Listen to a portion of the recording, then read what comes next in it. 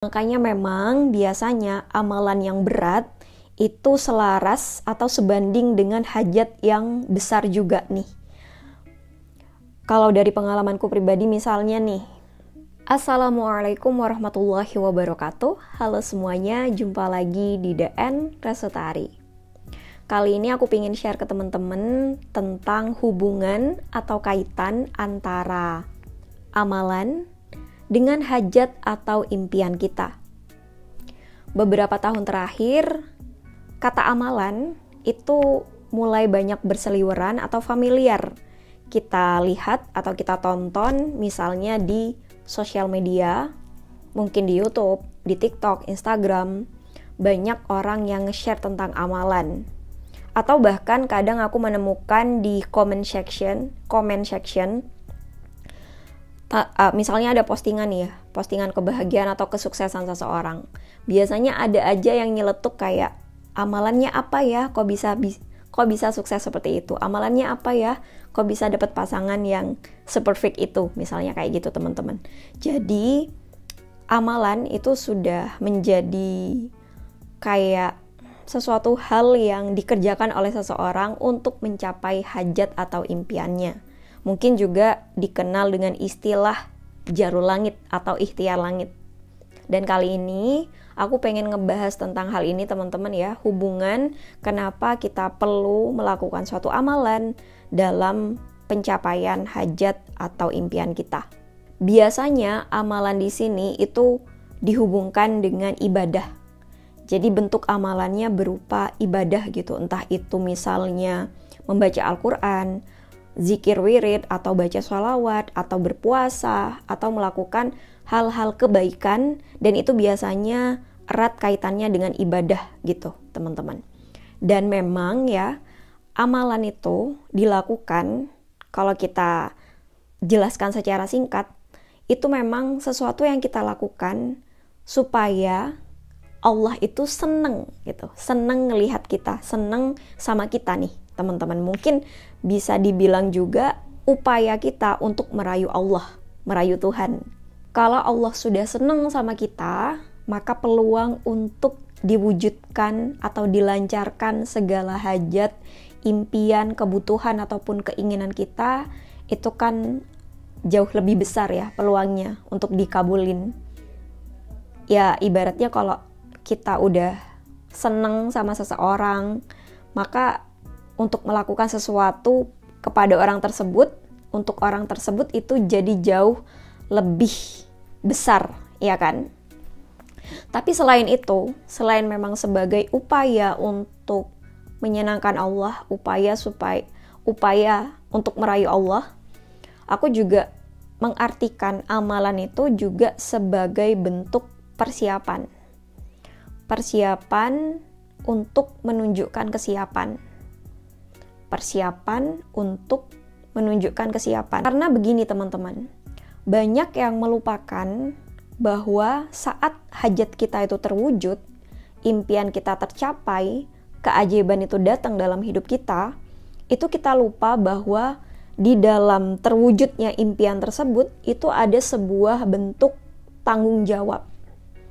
Tanggung jawab yang harus kita penuhi nih gitu. Ada tanggung jawab besar bahwa saat impian kita tercapai, itu respon kita ke depannya bagaimana atas keajaiban tersebut, atas terwujudnya hajat tersebut.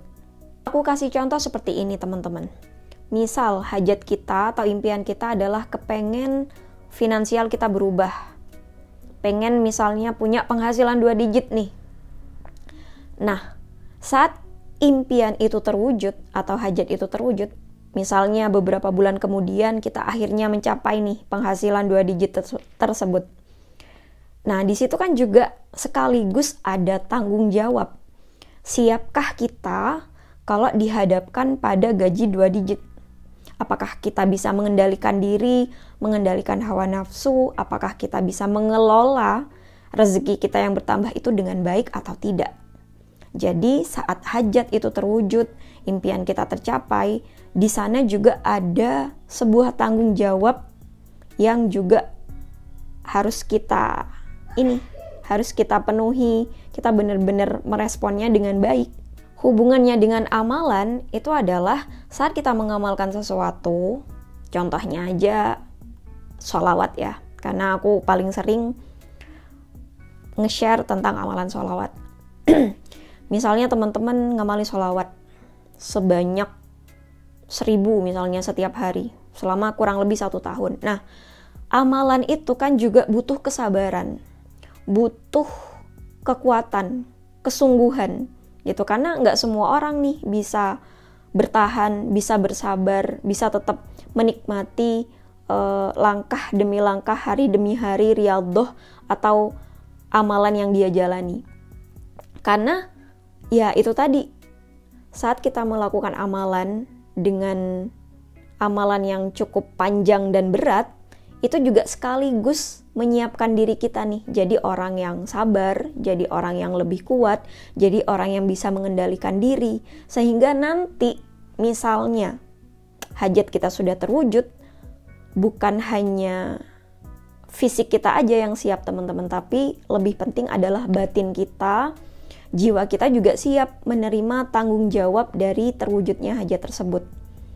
Ya misalnya balik lagi ke contoh yang tadi, kalau kita udah punya penghasilan 2 digit, karena kita sudah melaluinya dengan amalan yang cukup panjang dan berat, maka insya Allah itu akan membantu diri kita untuk bisa mengendalikan diri gitu. Nggak terjebak pada euforia, sehingga akhirnya kita terbawa hawa nafsu, jadi orang yang boros, menghambur-hamburkan gitu teman-teman. Jadi itu hubungan antara amalan dan hajat sebagai bentuk persiapan bahwa kita memang siap menerima tanggung jawab atas keajaiban tersebut. Makanya memang biasanya amalan yang berat itu selaras atau sebanding dengan hajat yang besar juga nih.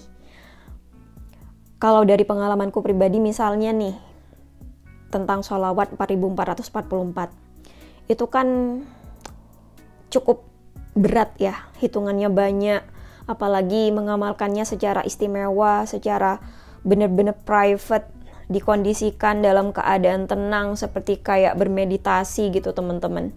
Itu berat gitu. Ada pengendalian diri, harus bersabar, menahan diri dari rasa ngantuk, melawan rasa malas, capek, dan lain sebagainya. Itu memang berat gitu. Tapi setelah dijalani sekian tahun, itu memang keajaibannya juga besar, karena memang sebanding atau selaras dengan persiapan atau kesiapan batin kita saat menerima hajat tersebut.